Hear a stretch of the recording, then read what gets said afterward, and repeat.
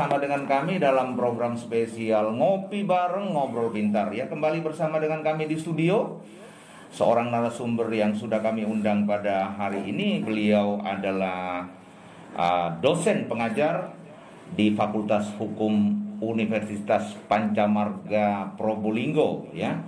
Dan juga narasumber ini juga kami undang hari ini kapasitasnya sebagai Ketua Dewan Pendidikan Kota Probolinggo ya, adalah HM Eko Wahyono. Bisa memperkenalkan diri dulu Pak langsung, apa kabar Pak?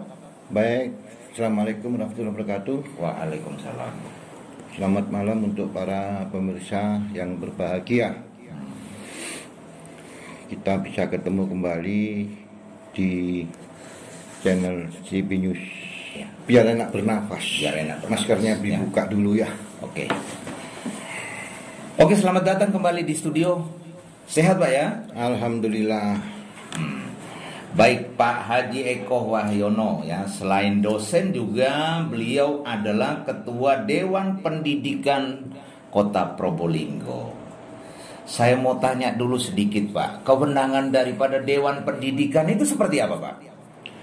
Kewenangannya itu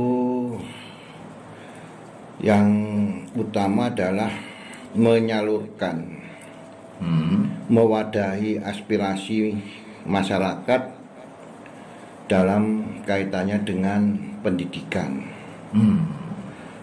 Yang kedua, meningkatkan tanggung jawab peran serta secara aktif dulu untuk melakukan mediasi apa yang diinginkan oleh masyarakat kepada pemerintah daerah. Gitu ya, berarti ini termasuk juga membantu pemerintah daerah dalam kaitannya untuk meningkatkan mutu layanan pendidikan. Oh, itu berarti Dewan Pendidikan punya tanggung jawab juga ya terkait mutu sebuah pendidikan ini ya? Ya, tanggung jawabnya ada. Karena kita dibentuk berdasarkan peraturan perundang-undangan. Oleh karena itu kita harus benar-benar menjalankan peran fungsi kita sebagai Dewan Pendidikan secara ikhlas dan tulus untuk kepentingan masyarakat dan pemerintah daerah. Itu. Masih terkait tentang Dewan Pendidikan. Dewan Pendidikan ini sebuah lembaga otonomi, independen atau bagaimana Pak? Sebetulnya lembaga pendidikan, Dewan Pendidikan ini harusnya independen. Independen ya. Walaupun dibentuk oleh peraturan perundang-undangan yang mulai dari Undang-Undang Sistem Pendidikan Nasional sampai ke peraturan pemerintah, sampai ke Mendikbud, itu kita difasilitasi oleh peraturan perundang-undangan itu Pak Luis. Jadi beda dengan ormas. Beda dengan ormas ya. Jadi kita juga berperan melakukan pendampingan, memberikan saran masukan kepada kepala daerah untuk meningkatkan kualitas daripada layanan pendidikan di suatu daerah. Ya, ada provinsi, ada kota kabupaten, ada provinsi, ada pusat. Luar biasa kewenangan daripada Dewan Pendidikan. Baik, Pak Haji Eko, saya coba mau tanya sebagai Ketua Dewan Pendidikan Kota Probolinggo. Pertanyaan saya yang pertama sebagai Ketua Dewan Pendidikan ya, kira-kira sesuai kewenangan yang tadi sudah disampaikan di awal, bagaimana upaya ya untuk meningkatkan kinerja satuan pendidikan? Jadi begini, saya selaku ketua itu untuk memberikan peningkatan layanan pendidikan, kita harus bersama teman-teman 10-11 orang itu harus melakukan evaluasi dengan fakta-fakta real yang ada di sekolah. Kita rumuskan, kita analisa, dan kita sampaikan kepada wali kota, kepada dinas pendidikan dan kebudayaan, termasuk juga kepada DPR melalui Komisi 1. Ya, sebagai contoh begini.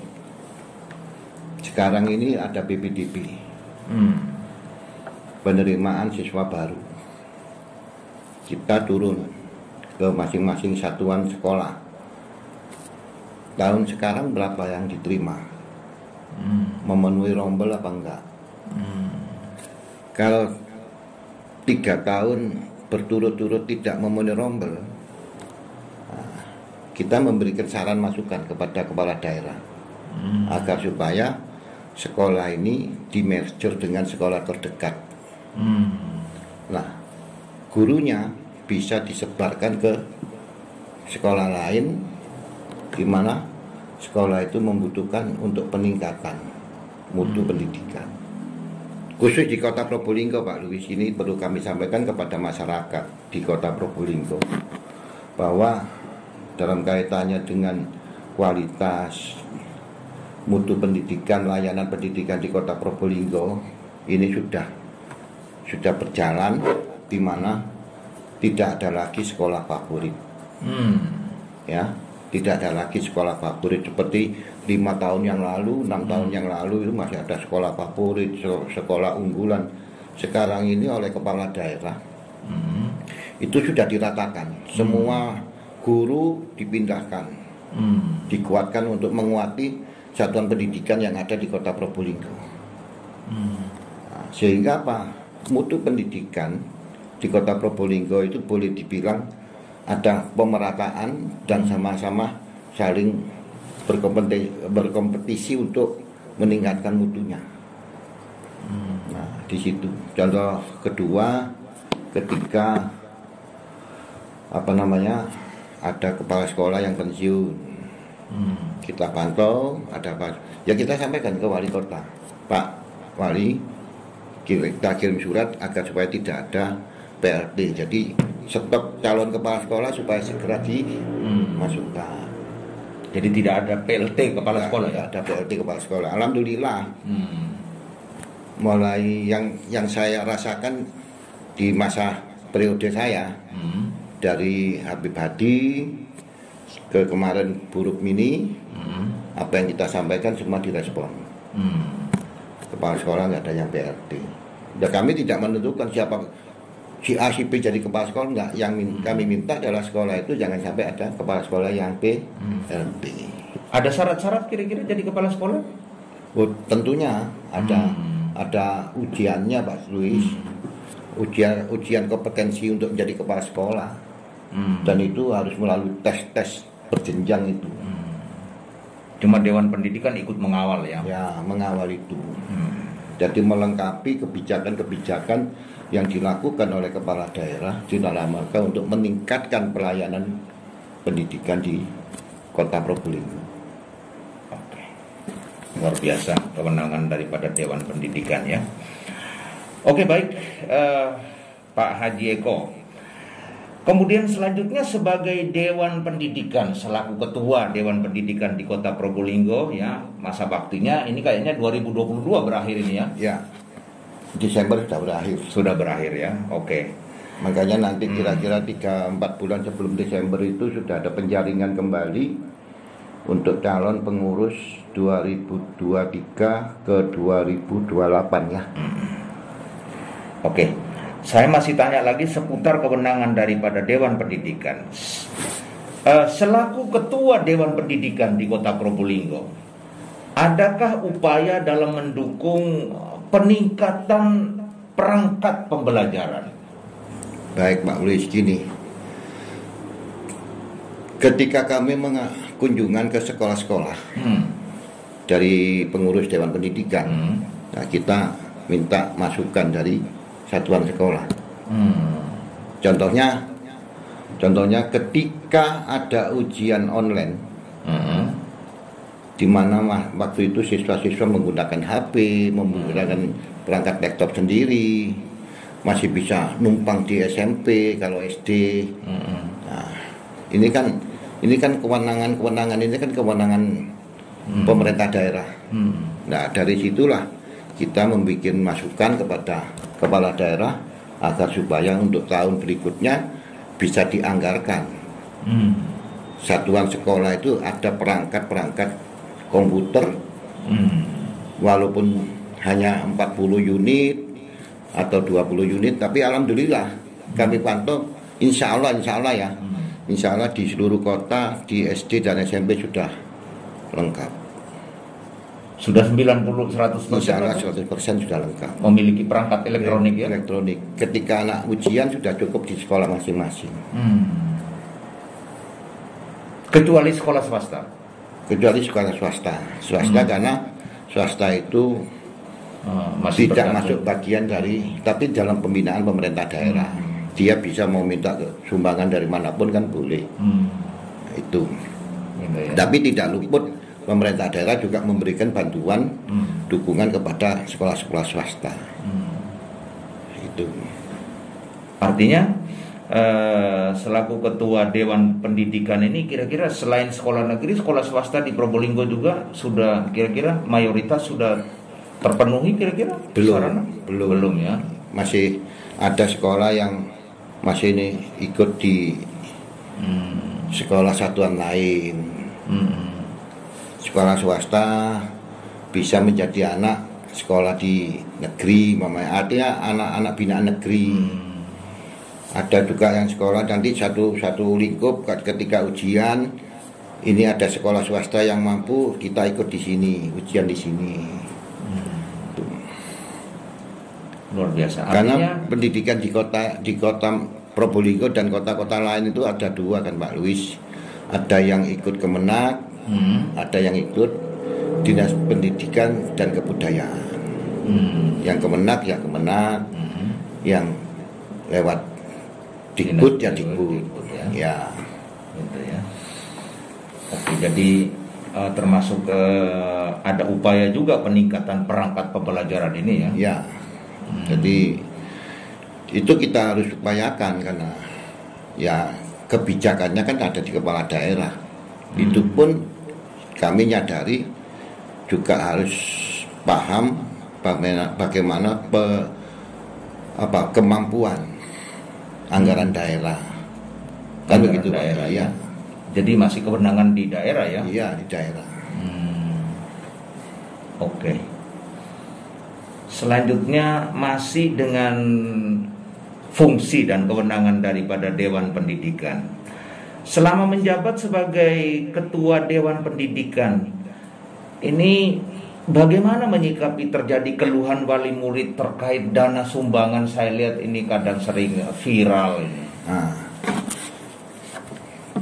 Aduh, itu sebetulnya kalau setiap komite ya, itu kaitannya dengan komite kan Pak. Komite ya. Komite. Nah, komite ini di bawah binaan siapa? Komite itu salah satunya sebetulnya kalau menurut PP Permendikbud 75 2016 itu pembina komite itu mulai kepala daerah, camat, lurah, kepala desa, itu pembina komite sebetulnya. Pembina komite ya. Berdasarkan regulasinya ya.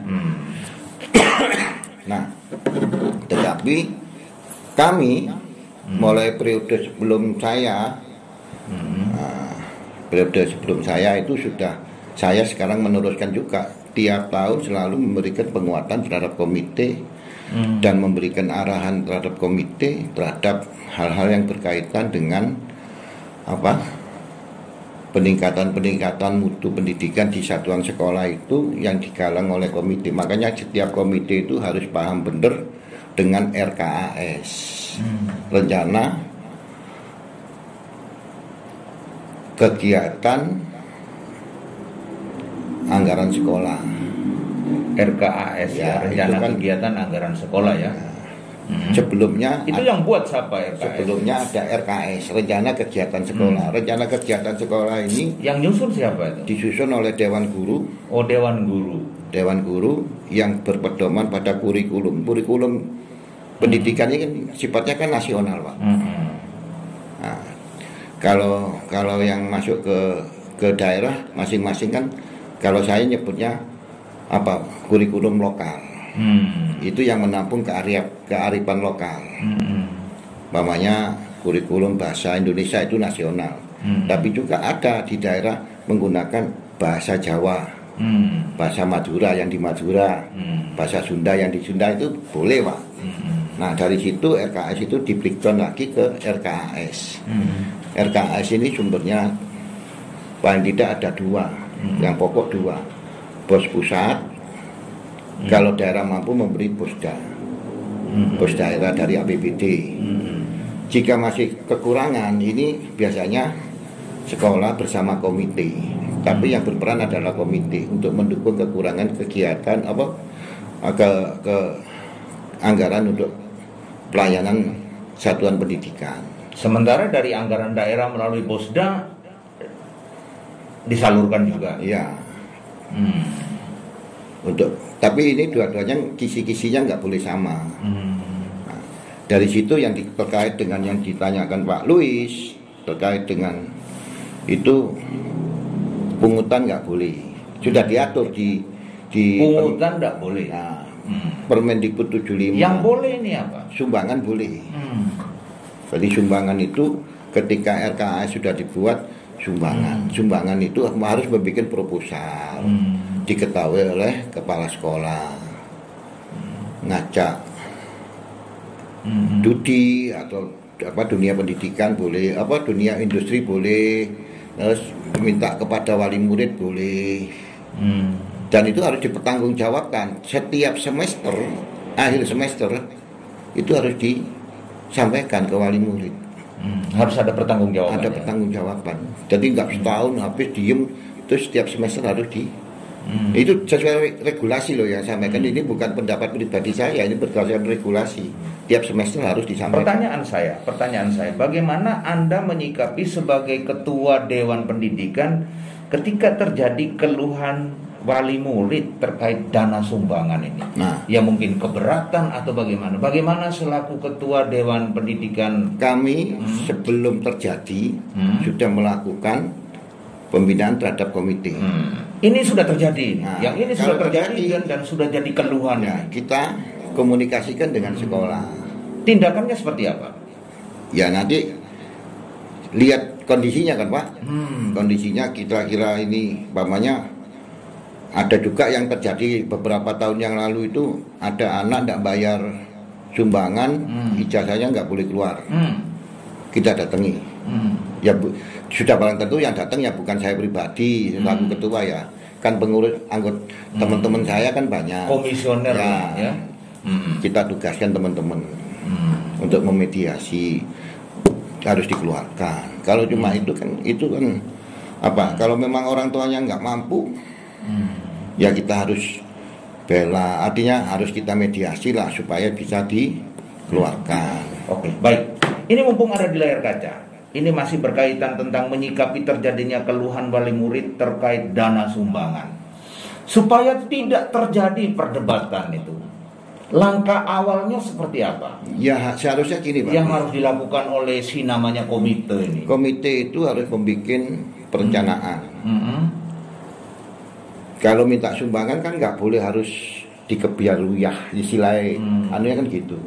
Karena kita tahu bahwa wali murid kita ini ada yang mampu, ada yang kurang mampu. Saya tidak menggunakan istilah miskin ya, itu naib bagi saya, kurang mampu. Nah, yang kurang mampu itu dia mau nyumbang berapa, yang mampu nyumbang berapa. Nah, itu harus kita komunikasikan. Nah, sehingga apa? Yang merasa nggak mampu ditarik sumbangan gede, yaitu otomatis kan berat Pak.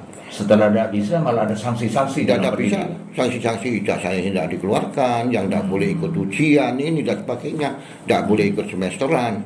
Nah,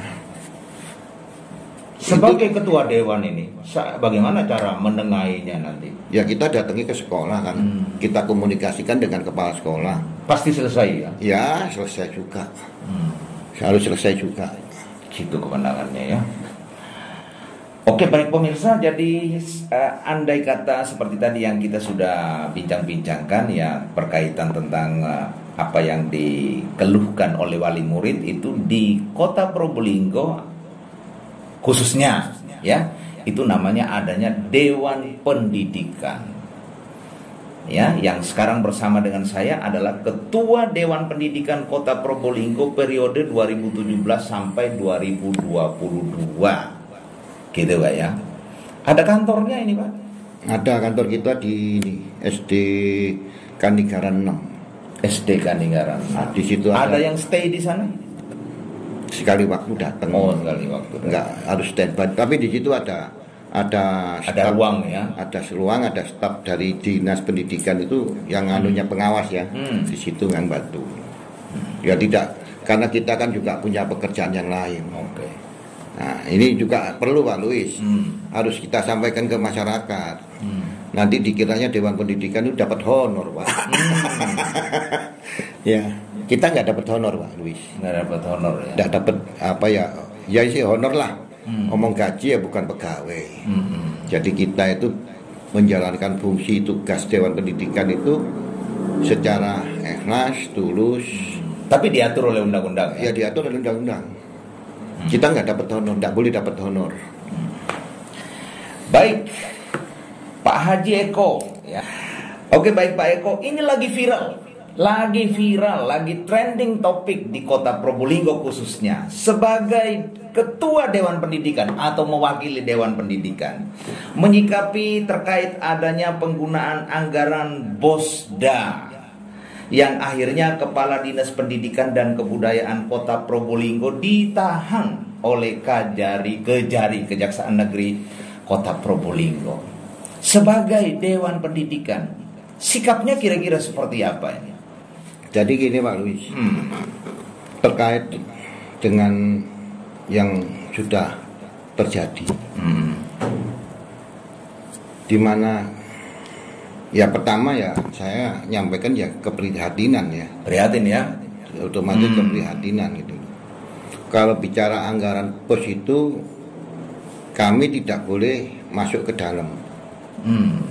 Karena itu kewenangan satuan kerja, satuan perangkat daerah. Tapi ini kan salah satu upaya yang dilakukan oleh Dewan Pendidikan yang tadi ada salah satunya adalah mendukung peningkatan perangkat pembelajaran misalnya. Artinya kan ada usul-usul saran yang disampaikan sehingga turunlah yang namanya BOSDA. Nah, ternyata BOSDA-nya ini ternyata usul saran itu memang tugas kami. Tapi penggunaan anggaran itu kan tugasnya sana. Ya, artinya kan usul saran ya, diperjuangkan. Usul sekarang saran sudah jadi anggaran. Ternyata anggarannya disalahgunakan sehingga akhirnya ditahanin. Sikapnya bagaimana nih? Bisa jadi juga yang memperjuangkan anggaran ini juga Dewan Pendidikan. Kalau nilai-nilai jumlah anggarannya nilainya berapa? Sih tidak. Tapi tadi secara global kan dikatakan dalam rangka peningkatan perangkat pembelajaran dan seterusnya. Nah itu ya kami nggak bisa ngomong banyak ya. Nggak bisa ngomong banyak karena semua itu kembali kepada pribadi orangnya. Pribadi ya. Gitu Pak Luis. Ya. Nggak, soal saya lihat Pak Haji Eko ini selain sebagai dosen di Fakultas Hukum, terus selaku Ketua Dewan Pendidikan, salah satu yang dikerjakan oleh Dewan Pendidikan ini adalah mendukung peningkatan perangkat pembelajaran. Artinya ada perangkat yang kurang, ya disurvei, nanti diusulkan kepala daerah, sehingga keluarlah yang namanya BOSDA kan begitu. Sudah perjuangkan setengah mati, ternyata dimegok-megokkan ke sana. Kebetulan yang digunakan ini kan yang yang rame itu kan LKS ya. LKS itu memang harus masuk di dalam yang dibuat oleh Dewan Guru tadi itu ya. Ya, anggarannya bukan, itu. Ya itu termasuk anggarannya di situ. LKS itu memang harus ada di setiap, melekat pada murid itu kan harus murid punya gitu ya. Nah ini cuman itu mungkin ya kalau saya mengatakan salah teknik ya. Saya nggak bisa kalau sudah menyangkut itu. Ini saya lihat kayaknya, Pak Luis. Saya lihat kayaknya Pak Eko kayaknya agak kecewa ini dengan kinerja ini ya. Saya mau komentar deliknya ya seperti itu. Ya apa ya? Bukan hanya Pak Luis yang nanya ke saya itu, ya sebetulnya banyak. Tapi ya Ya bagaimana ndak nanya loh Bapak sebagai ketua Dewan Pendidikan. Paling tidak ada sebuah lembaga sebagai kontrol di dalam dunia pendidikan di daerah yang namanya Dewan Pendidikan. Karena kita sendiri juga sifatnya kan ada di luar rumahnya dinas gitu ya. Ketika ini menggunakan seperti ini, yang tahu kan yang di dalam dinas itu. Kita nggak pernah tahu bagaimananya kan begitu. Ketika sudah meledak seperti ini, loh, nah, tinggal lu aja. Tanya-tanya ini ya, kita survei setengah mati, memperjuangkan, mengusulkan untuk ini. Ternyata sudah jadi anggaran, dianggarkan, ternyata anggarannya tidak nyampe. Bukan nggak nyampe. Saya sendiri kalau itu kan salah satu poin ya. Sudah salah satu poin, yang lain insya Allah sudah. Nah ini hanya dari 10 kisi, 1 kisi yang nggak nyampe kan gitu. Sikapnya saja, sikap sebagai. Ya kalau saya berharap untuk kedepannya lebih hati-hati, lebih disiplin terhadap aturan. Mana yang boleh, mana yang tidak boleh, itu sebetulnya. Ini terkait masa depan dunia pendidikan ini ya. Untuk peningkatan mutu pendidikan dan layanan pendidikan. Kalau sudah itu, ya saya mau ngomong gimana Pak Luis Wong itu ya, kembali ke pribadi kalau saya katakan. Artinya yang sekarang ini jalankan aja prosesnya ya. Ya, biar tunggu pembuktiannya ya. Biar jalan, bagaimana nanti hasilnya, kan pembuktiannya nanti kan di pengadilan. Itu. Cuman harapannya semoga ke depan jauh lebih baik. Cuman ya? yang saya memprihatinkan gini. Yang menjadi prihatin saya itu gini Pak Luis. Kepala dinas ini memegang rekor gitu. Kan gitu. Yang kena tipikor. Ya sana kepala dinasnya, sementara Pak Haji Eko ini ketua dewannya kan begitu. Iya. Seandainya aku diajak ngomong mungkin tak sampai terjadi katanya. Ini tidak diajak ngomong ketua dewan ini ya. Oke, waktu kita terbatas Pak Haji Eko. Terima kasih buat waktunya hari ini. Mungkin pada kesempatan yang akan datang kita bisa undang lagi dengan topik-topik lain lagi ya. Baik, terima kasih Pak Haji Eko untuk waktunya. Harapannya sudah jelas. Mudah-mudahan fungsi dan kewenangan daripada Dewan Pendidikan ini semakin terus kuat,